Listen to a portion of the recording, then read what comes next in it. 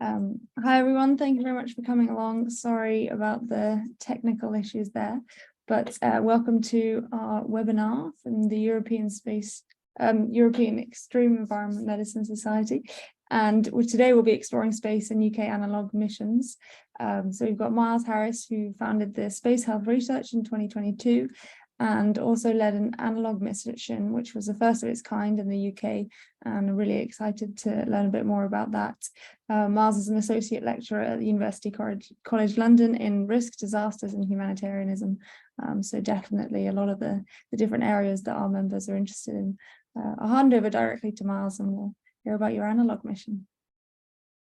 Great, thanks so much, Eleanor, and thanks very much for joining this evening, and if anyone's watching on catch up, thanks for watching as well. So yeah, what I thought I would do is start with a bit of an introduction to me, to add to what Eleanor has mentioned already, and then to tell you a little bit more about my experience with Analogue Missions in the UK, and then what we're doing at Space Health Research and what we're proposing is the future of Analogue Missions in the UK.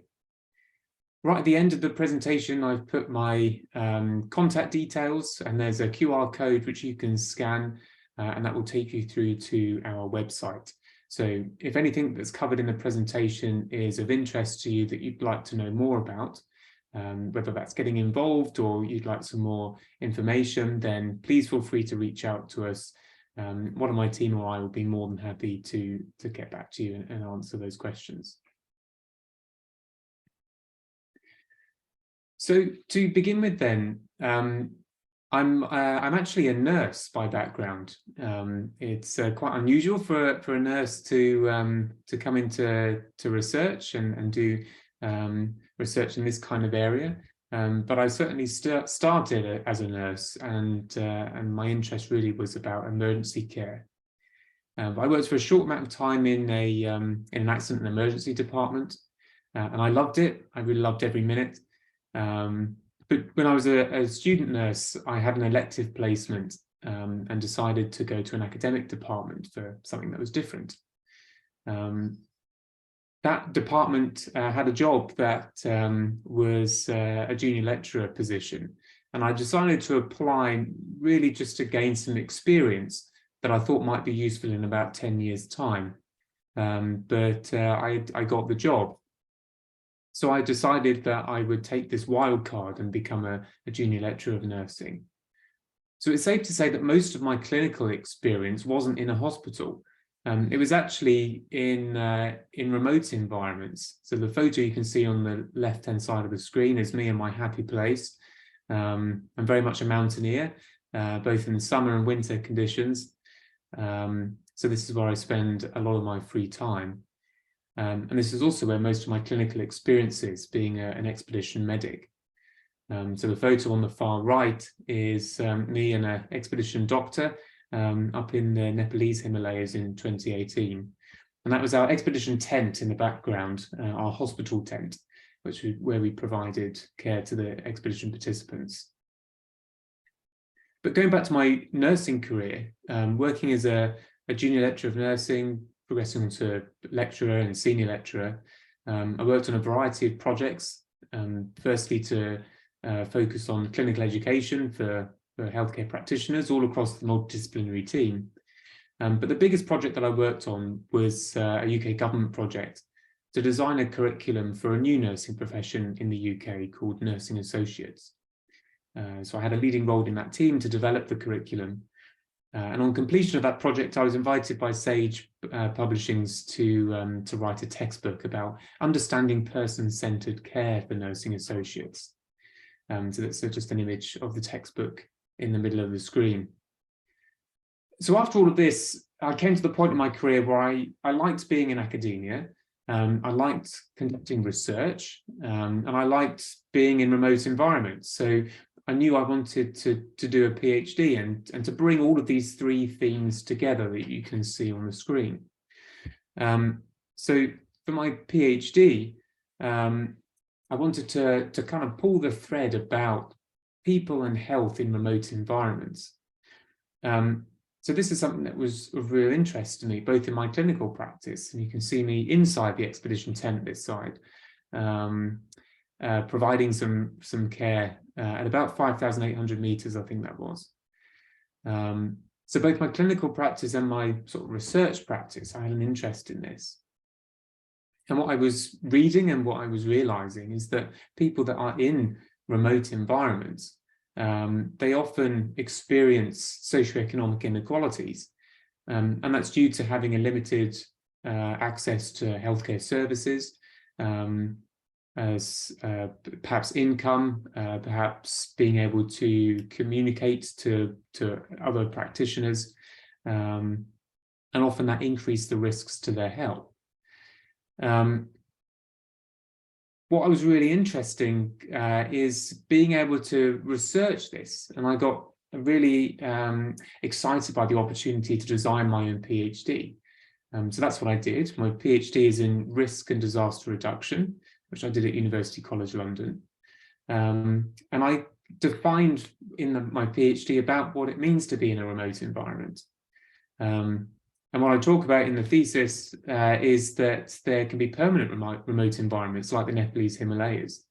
And for the people that live there, they're definitely in a permanent remote environment. But for us, we were traveling through that remote environment. So we were there temporarily.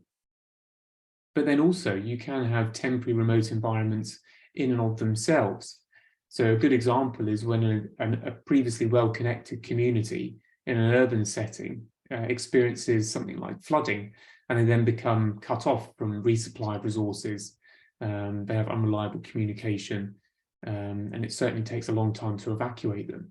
So that kind of context turns into a temporary remote environment. So this was the context that I wanted to focus my PhD in. And what I decided to do was to focus on something called prolonged field care. So prolonged field care really is a military healthcare term that refers to healthcare in these very extreme remote environments that have limited resources, unreliable communication, and often delayed evacuation. So the photo you can see on the right-hand side is me leading a group in Ariri, or what used to be called Snowdonia National Park. Some may argue that it's not that remote, but as you can see the murky clouds in the background, once that horrible weather reaches us, it certainly becomes certainly feels a lot further away than what it was previously in the sunshine. But prolonged field care also relates to civilian practice and expedition and wilderness medicine, which I'm going to come on to in a bit. So it's really a combination of the two. And what I decided to do was have half my PhD with the military and then half my PhD with a civilian organisation called Remote Area Risk International. So that was the focus. And again, some people may argue that, well, there's less people in a remote environment, so why dedicate 3 to 4 years of my life to a PhD about remote environments and health and risks? Well, actually, what research tells us, and specifically the UN, that even with urbanization, which is increasing, by the year 2050, there will still be up to 3.3 billion people living in a remote environment. And that figure doesn't include people that are traveling through or are caught in a remote environment. So if we're just going to base this on statistics, there's a huge number of people that have health needs and are exposed to health risks in remote environments. And it's certainly something that's going to become quite a big area of research in the next few years. So I started by looking at what already exists. And actually, it's quite difficult to define what expedition medicine is, or prolonged field care, or wilderness medicine. And there is some literature out there. And this is a slide that I put together based on a seminal paper by Adrian Meller that was updated in 2019. And I can send you the link to this paper if you don't have it already. And what Meller et al. Decided to do was develop this matrix of how to decide how risky an expedition is, and then also what type of practitioner you would need.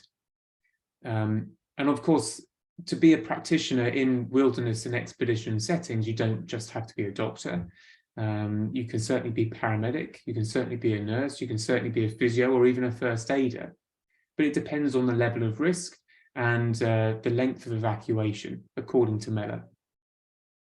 So what Mellor says is that expedition wilderness medicine requires 4 things: non-technical skills, expedition experience, activity proficiency, and then wilderness medicine expertise. So what you may notice here is that just having medical training or medical experience isn't enough in wilderness and expedition medicine. And that's certainly a concurrent theme in prolonged field care. Even if you work in an A&E environment or intensive care, your skill set in providing emergency care to acutely ill patients is exceptionally high. However, being in a remote environment without access to a multidisciplinary team with the existing resources that you may have in a hospital, the challenge therefore increases, and so does the risk. So this is still an emerging area of research, but this is the best piece of literature that I can find that puts it into a matrix on how to calculate risk and then evacuation time, and then based on these 4 experiences and skill sets that an expedition medic needs to have. Now, obviously, this presentation is about space. And when I set out to do my PhD, I didn't expect to look at the context of space.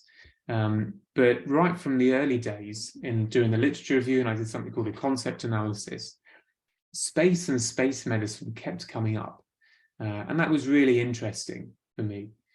I started my PhD in 2019, and that obviously meant that in the middle of my PhD, we had something called COVID, and that completely disrupted my plans to go on a mountaineering expedition to Pakistan and to do my field work.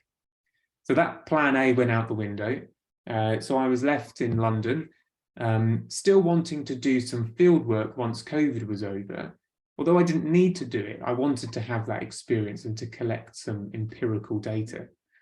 So what I decided to do was to put together a research group. And that research group was hosted at UCL and was called the Space Health Risks Research Group.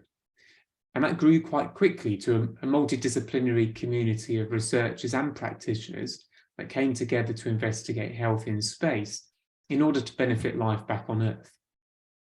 We had a variety of different projects, but one of the, probably the biggest and the most ambitious one was to design our own Analogue mission. Now, I'm sure most of the people watching this presentation are familiar with what Analogue Missions are, but just in case you aren't, Analogue Missions are a way of simulating aspects of space. And if you haven't heard of Analogue Missions, you're probably more familiar with Analogue Missions than you originally thought. Analogue Missions simulate specific and well-defined aspects of being in space. So parabolic flights, for example, is where a plane flies up into the atmosphere and comes down very quickly and gives the simulation of zero gravity for a few minutes. And that's a simulation and a type of Analogue mission. What you can see on the slide are 2 photos. One is on planet Earth and one is from Mars. And this was taken from a paper that was published in Acta Astronautica, which is a brilliant journal that brings together a whole host of different space research. And this is based on a paper that came out of the Austrian Space Forum, one of their excellent Analogue missions that they ran in 2018. So one of them is from Mars and one of them is from Morocco. So I've left it on the slide for a few minutes now. And if I click the next section, it should reveal on the left is Morocco and on the right is Mars. So what this is representing is that there are lots of places on planet Earth that have many similarities with space. And this was the premise and the genesis of designing an Analogue mission for us in the research group. We decided that firstly, we would theoretically design an Analogue mission that simulated the human exploration of another planet. So we applied for and won some funding to host a symposium. And we explored this concept of humans going to another planet and conducting planetary science, and how their risks to health increased during that mission, and what we could do to mitigate it. And based on that symposium that we put together, and we then moved on to another stage of actually designing the mission. One of the things that we decided to do during the symposium is to ask the participants what realistic healthcare scenarios could happen during the exploration of another planet. And one thing that we really emphasized was not just what could physically go wrong with somebody, but also all of the other things that could go wrong. So we wanted to look at this context from a holistic perspective, not just physical health needs, but psychosocial health needs as well. So all of this fed into designing a UK first analogue mission. There had been analogue missions in the UK before, mostly robotic analogue missions, but never before had there been an analogue mission that simulated the human exploration of another planet. So this was a really exciting opportunity. Firstly, to see whether this kind of project could be done in the UK. And then secondly, if it did work, well, we could do a whole program of research that then is a mirror copy of what happens in space during a space mission. So we spent many months designing this mission, deciding where we would go and the reasons for going to that environment.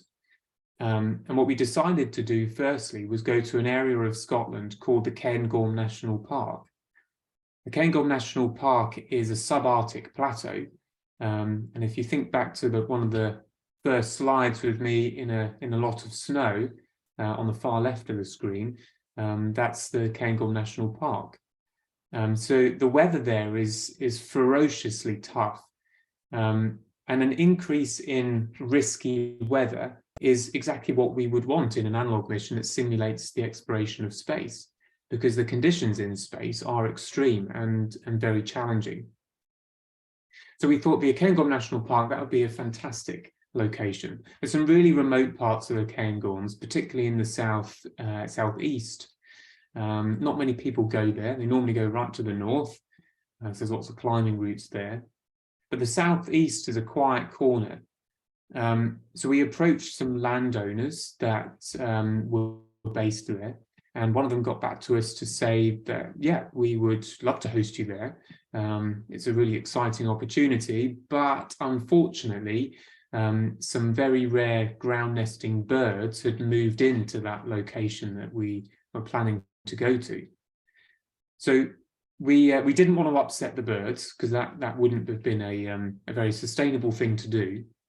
So we went back to the drawing board, and one of my team members in the research group came up with, well, I know somebody that owns an island on the west coast of Scotland, as you do.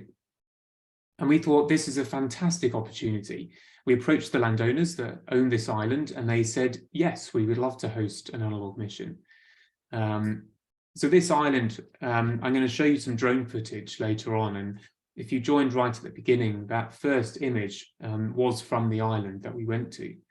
And the drone footage that I've got towards the end of the presentation gives you a really good overview of the different types of microenvironments on this island. The island itself is relatively remote. It's uninhabited. It certainly has no services, and the resources that we had available to us are what we could carry. Communication was unreliable, and as I said, the weather in Scotland, if those of you who've never been to Scotland, is certainly very tough, particularly on the west coast. All of the weather builds up in the Atlantic, and the southwest corner of this island is particularly exposed. In fact, if you left the coastline there and kept heading west, you don't stop until you hit Canada. So all this weather that builds up in the Atlantic throws itself at this poor little island and provides excellent conditions that are very challenging, which contribute to simulating space. So there's delayed evacuations as well. So this location was a fantastic idea for an analogue mission. but we weren't sure whether it could work.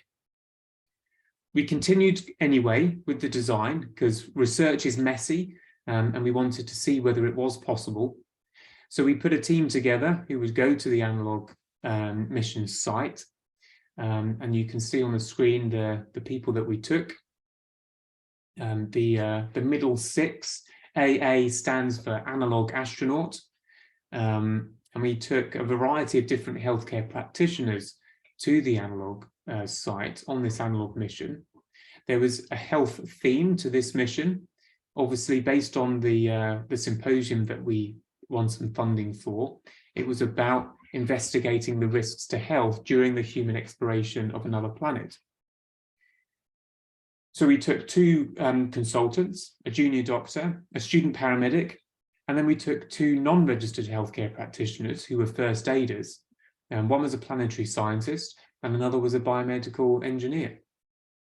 Their task for this Analogue mission was to explore this planet, this island, and identify 2 things. 1, areas of geological interest, and then 2, potential landing sites.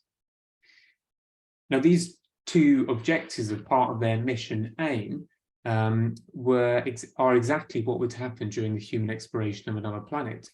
And having a planetary scientist in the team really increased what we call the fidelity, the realism of this simulation. So the planetary scientists actually worked for the Chinese Space Agency and previously worked for NASA. So led the Analogue mission aim to survey this planet and collect data about those 2 things.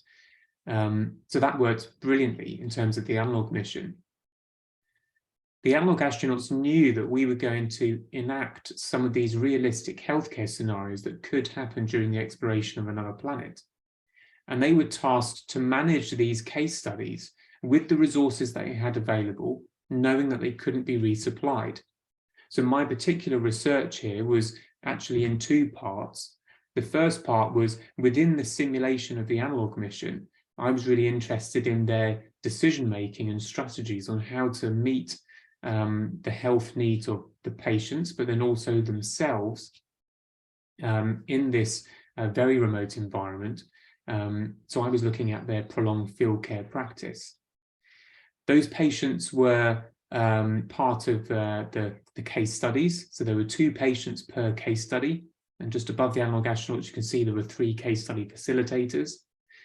What was different about these scenarios that in comparison to a hospital-based scenario or medical school or nursing school, whatever, where usually clinical simulations about 40 to 60 minutes, these simulations lasted for 8 hours, which is really challenging for healthcare practitioners because there isn't really any healthcare practitioner that takes a patient through their complete journey of becoming unwell or injured through to diagnosis, treatment, long-term care, and eventually coming out the other side. So this was really, really challenging for the Analogue astronauts. On the far right-hand side of the screen, you can see we took 4 researchers. So I was obviously conducting some research, but we also conducted some other types of research as well, a program of research. One of them, for example, was testing some newly developed remote health monitoring technology. So we had a researcher fly in from Mexico to conduct this study. We also did lots of social science.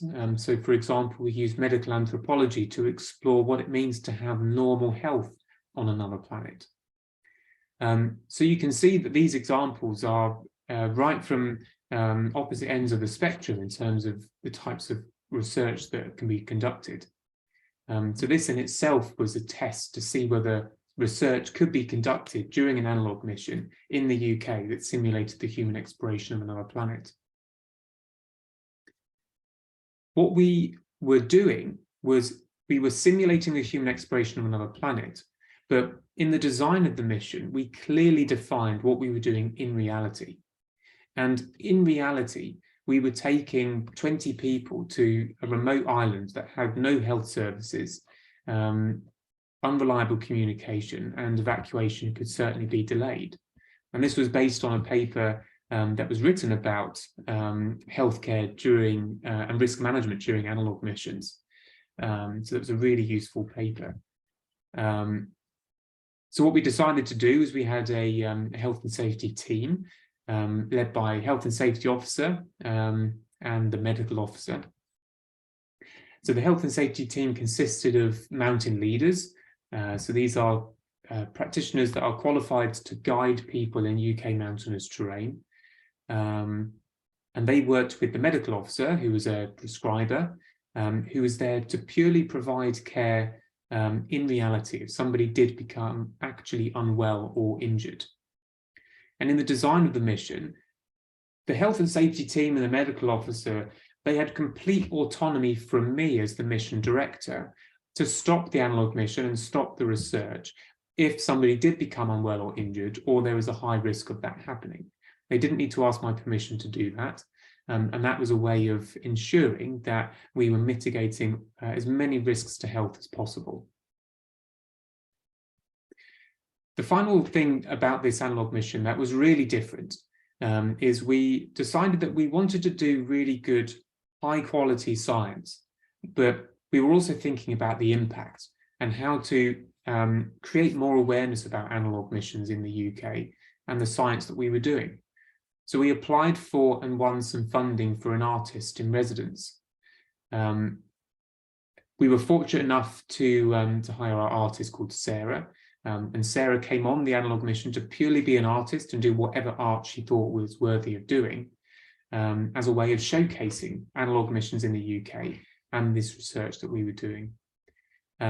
She produced some absolutely amazing pieces of artwork, including some sculptures that were made from the soil from the island, all the way through to live casting and collecting the skeleton remains of animals that were found on the island that wouldn't usually be sent to space, but Sarah decided to not repurpose, but revalue these remains. And she rebuilt the skeletons and then designed and made spacesuits for these animals to really challenge the idea of space exploration, but then also revaluing waste products. So all of this artwork was exhibited in the Royal Geographical Society last year, and you can see a recording of her presentation online. So this is a photo of the team that came to the analog mission. John, who is taking the selfie, is a photographer and videographer who's done lots of work for Netflix and worked on Blue Planet, and he takes full credit for the photos that came out of the pilot mission and also the drone footage. So as you can see, the island is a really fantastic place, and it was perfect for an analog mission. We decided afterwards that we would conduct a really thorough evaluation of the analog mission and then also the research. That told us that the analog mission was a success. We were able to simulate the exploration of space and to conduct this research.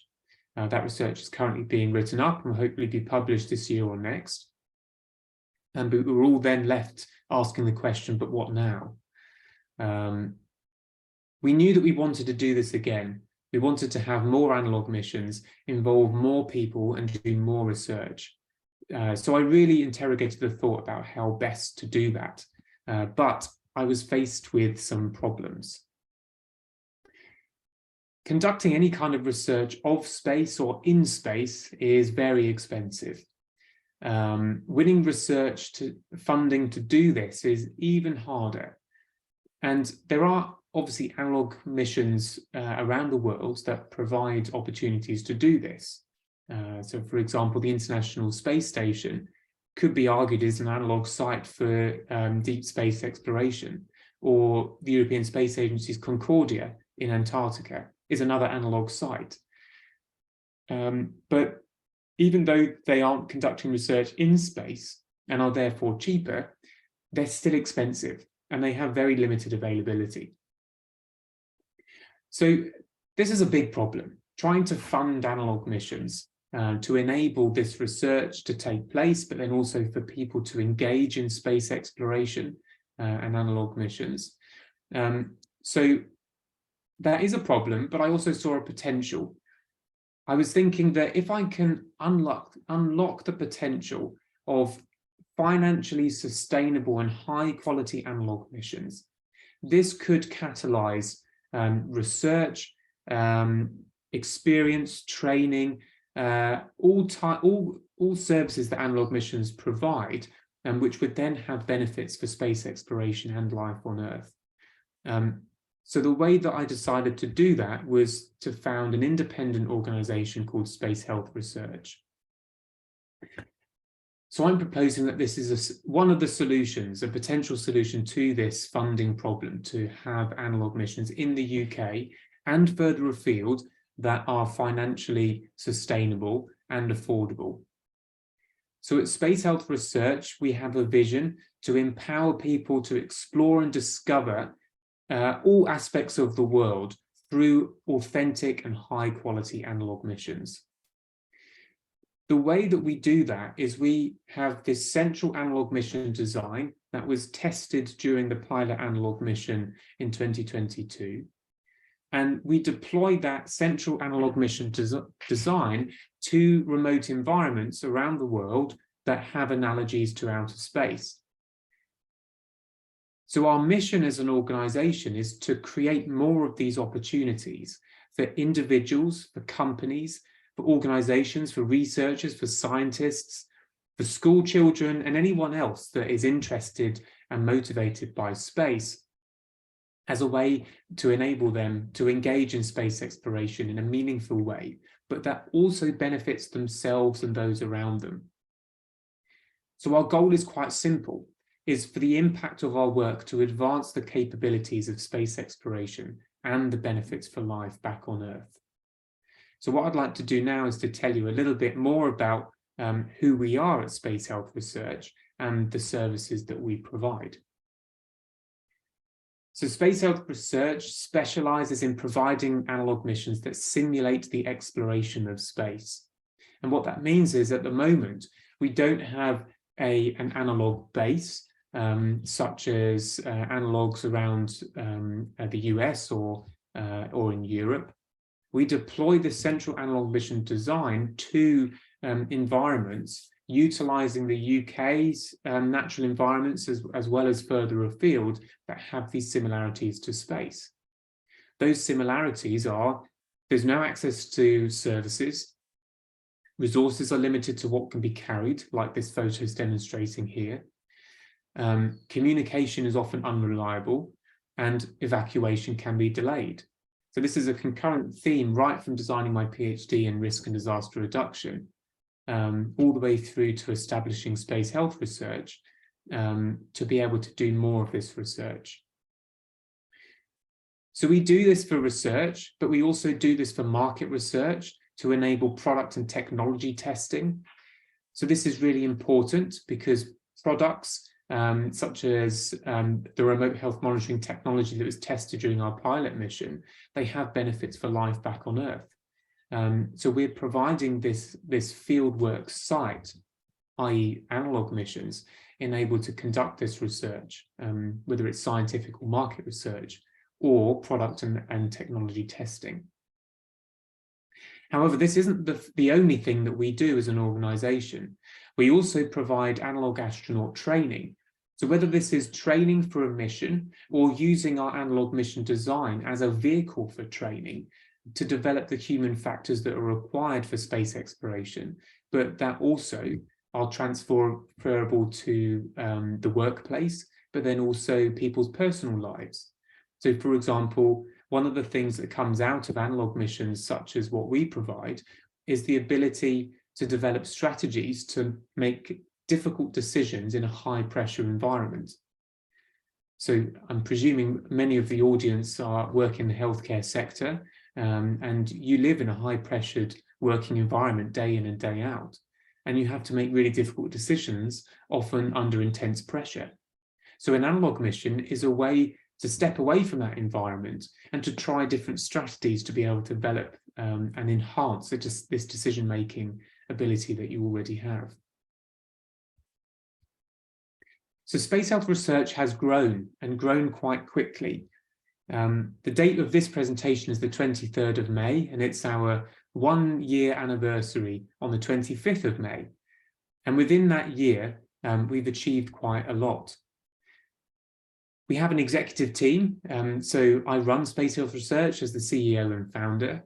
And the people that you can see on the screen are members of the executive team. So the far left is Jiva, who is a director of design and innovation. There's Pete, who's the director of operations. Patrizio is the director of strategy. Aaron, who's the director of research. Rosie is the director of communications, and Warwick, who's our company advisor. So we work together on the strategic direction of space health research to not only provide one type of analog mission in the UK, but multiple types. And I'm going to come on to our milestones a little bit later on. Within space health research, there are other teams as well. I'm really pleased to say that Sarah, who was our artist in residence during the Analogue mission, has joined Space Health Research as our head of art.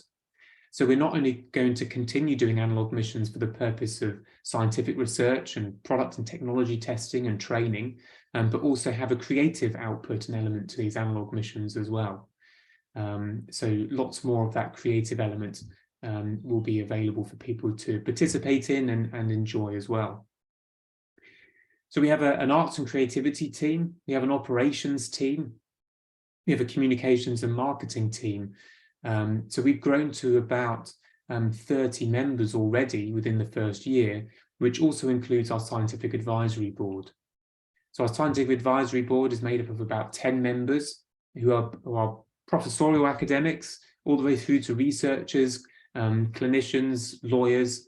It's a real diverse mix. So it's a real privilege to lead an organisation that has grown so quickly and is already so diverse. So I'd like to tell you a little bit more about the services that we're providing at Space Health Research. And this is firstly to make you aware of these services that we're providing, because you may want to participate in them yourself. But also I'm open to feedback. As we are currently the only organisation that are providing analog missions like this, although we do know of others that are intending to do the same, we would like your feedback to know whether this is the type of services that you would like to see in analog missions in the UK. So firstly, we're research driven. This is something that makes us very different from other analog agencies in the sense that the purpose of our analog mission is to provide a vehicle and a platform to conduct this type of research. And there's a number of things that we need to unpick here. Firstly, our analog astronauts that come on the mission, they attend for free. We don't charge analog astronauts to attend an analog mission for the purpose of research. And the reason for that is we feel that it's unethical, really, to ask people to participate in research or to be subjects of research and to pay for that. So we don't charge analog astronauts. We also conduct all different types of research, whether it's product testing, whether it's human physiology and psychology research, whether it's social science. There's a platform and an opportunity for all kinds of research to be conducted. The middle option is about testing technology and products. Analog missions allow a whole host of organizations, space agencies, researchers to test their technologies and equipment in a high quality analog mission environment. Now, I've used a really key word there, high quality analog mission. What that means is right from day one, we decided as an organization that we were either going to do high quality, high fidelity analog missions, or we weren't going to do them at all. So there's a very clear difference between pretending to be in space and simulating the human exploration of another planet. The way we achieve that is through this central analog mission design that is malleable and can be shaped and sculpted to suit different environments, but then also different lengths as well. So we could do a mini analog mission within 2 days, but we could also extend it all the way out to do an analog mission that lasts 12 months. So that's the beauty of this analog mission design that we have. And the purpose of this is to allow product testing and technology testing. Some products and technology can only be tested over a period of time. So our analog mission design allows that to happen. The idea here is that all of the research and the product and technology testing that we do has some tangible benefit for life back on Earth. So to give you an example, we're working with an architectural firm to design a lunar/Martian base that is inflatable. So we're working with them to apply for funding to actually build this analog base on the islands that we're going to again this year, to firstly increase the analog mission fidelity, the realism, but then also this structure, because it's inflatable but robust, can be deployed during response to humanitarian crises. So that's a really good example of developing a product within a simulated space environment that has benefits for life back on Earth. However, we've got a third type of service, which is about outreach. So we are also providing not just STEM, but STEAM education. So many people are familiar with science, technology, engineering, and maths, but we've extended that to include the arts. The way to do this is to provide analog missions that are inclusive, that are affordable, that people can then experience what it's like to be in an analog mission and to conduct planetary science. So this is for school children through to the college, university, and beyond, and people that are members of the general public that are interested in analog missions that want this experience. This is also for teams that may want to come away and develop these skills of leadership, teamwork, collaboration, decision-making, problem-solving in a simulated space environment. So this type of service is a commercially driven analog mission service that people can pay to have an experience of an analog mission. However, a commercially driven analog mission will never mix with a research-driven analog mission. And that's to ensure that the research is protected and it's allowed to happen. However, the commercially driven analog missions that we'll be providing from next year will feature planetary science and research if people want that experience of how to conduct these projects in very remote environments. So I'm coming towards the end of my presentation now. So I'm really looking forward to any questions that you may have or reading any emails that people send to me from the recording. What I'd like to do at the moment is show you some drone footage of the Analog Missions site that we are using for this year. So I'm going to put this on a loop because it's quite useful to see this a few times.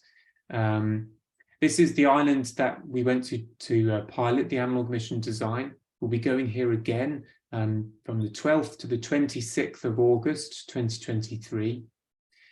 This mission is similar to the pilot, but is larger, both in duration, but then also the mission objectives.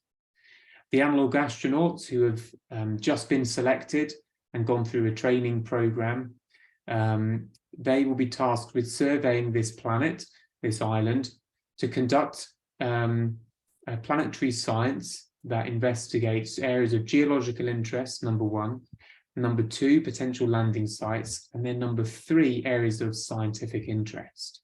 So the mission is slightly bigger this year.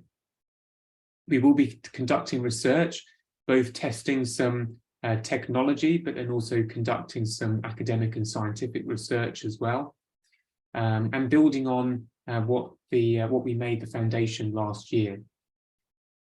What I should say is that this is one analog mission that we're doing this year, and the next slide is about our milestones for 2023. However, we have 4 analog missions in the pipeline for 2024, and even more planned for 2025 and beyond.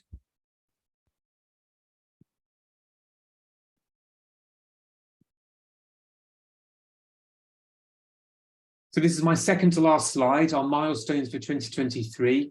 And from January this year, we opened the call for the participants of the Analogue mission and for research. The participants are divided into two groups, so Analogue astronauts and then the mission control team.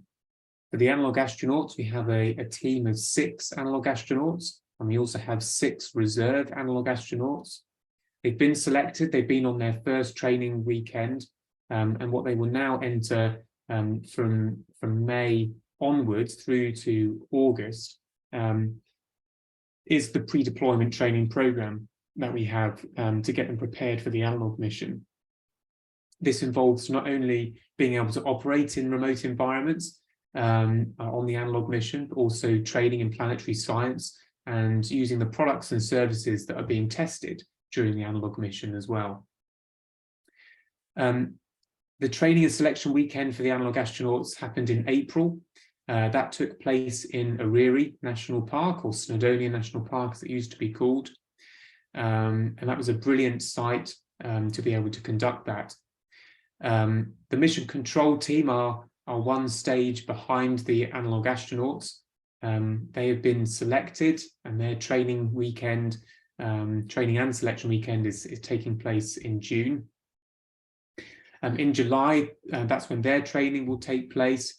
And towards the end of July, there will be one more in-person training weekend that will bring everyone that's going on the mission and the reserve Analogue astronauts together for one final training weekend before deploying on the 12th of August 2023. In September this year, we'll be putting together a research and evaluation workshop, and this will last for one day. It's an opportunity for researchers who need to conduct data collection after the Analogue mission to do that, but then also to conduct a thorough evaluation and debrief from the Analogue astronauts and for the Analogue astronauts, as well as the mission control team, to thoroughly evaluate the Analogue mission that we're providing this year. This will inform the 4 Analogue missions that we have in the pipeline for 2024, and the open calls for them will be published in December this year. What I can tell you at the moment is that those 4 Analogue missions include returning to this island for another simulation of the human exploration of another planet. We'll also, another one is going to be using a decommissioned Air Force base that's much larger in scale, over 1,000 acres, and is very flat, so provides a brilliant analogue that simulates the landing site of the first humans that go to another planet. A third Analogue mission is purely dedicated to education and training, taking place at a UK spaceport. And then the final Analogue mission, I can't tell you too much at the moment because it's a really ambitious and another UK first Analogue mission. But what I can tell you is that that Analogue mission will not be simulating the human exploration of another planet, but it will be simulating human space flight.